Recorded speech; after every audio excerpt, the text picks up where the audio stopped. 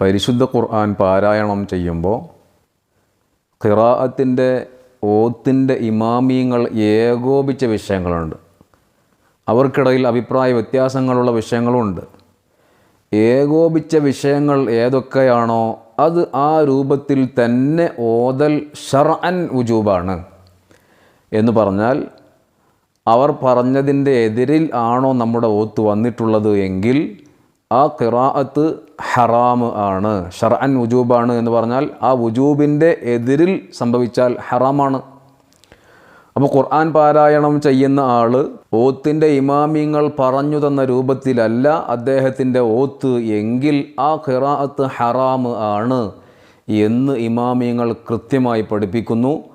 പ്രത്യേകിച്ച് ഫതാവൽ ഹദീസിയയിൽ ഇബ്നു ഹജർ റഹിമഹുല്ലാ പറയുന്നതായി കാണാം, യജിബു ഉജൂബൻ ശർഇയ്യൻ അലൽ ഖാരിഇ അൻ യുറാഇയ ഫീ ഖിറാഅതിഹിൽ ഫാത്തിഹത വഗൈറഹാ മാ അജ്മഅൽ ഖുറാഉ അലാ വുജൂബിഹി ദൂന മഖ്തലഫു ഫീഹി വദാലിക ലിഅന്ന മാ വഖഅൽ ഇത്തിഫാഖു അലൈഹി യുഅലം അന്നഹു സല്ലല്ലാഹു അലൈഹി വസല്ലം ലം യഖ്റഅ ബിഗൈരിഹി.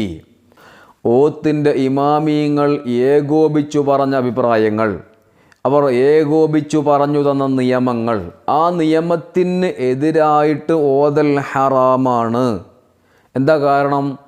ഓത്തിൻ്റെ ഇമാമിയങ്ങളൊക്കെ ഏകോപിച്ച് ഒരു വിഷയം പറഞ്ഞാൽ സല്ലല്ലാഹു അലൈഹി വസല്ലമ തങ്ങൾ അങ്ങനെ മാത്രമേ അവിടെ ഓതിയിട്ടുള്ളൂ എന്നാണ് ഇതിൻ്റെ അർത്ഥം.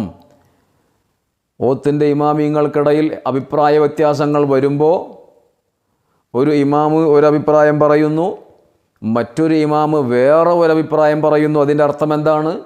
സല്ലല്ലാഹു അലൈഹി വസല്ലമ ആ സാഹചര്യത്തിൽ രണ്ട് രൂപത്തിലും ഓതിയിട്ടുണ്ട് എന്നാണ്. എന്നാൽ എല്ലാ ഇമാമിയങ്ങളും ഒറ്റ അഭിപ്രായം പറയുമ്പോൾ അതിൻ്റെ അർത്ഥം എന്താണ്?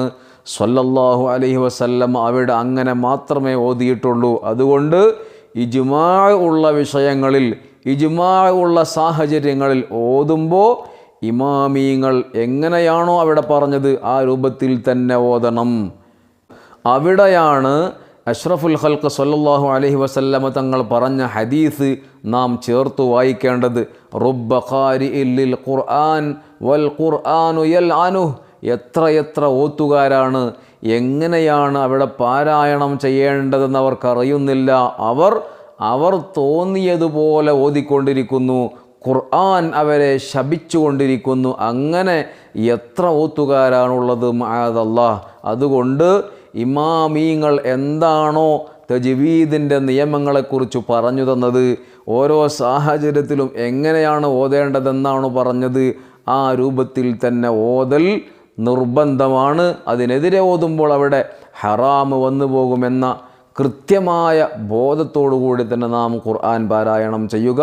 അള്ളാഹു വലിയ തൗഫീഖ് നൽകി അനുഗ്രഹിക്കട്ടെ.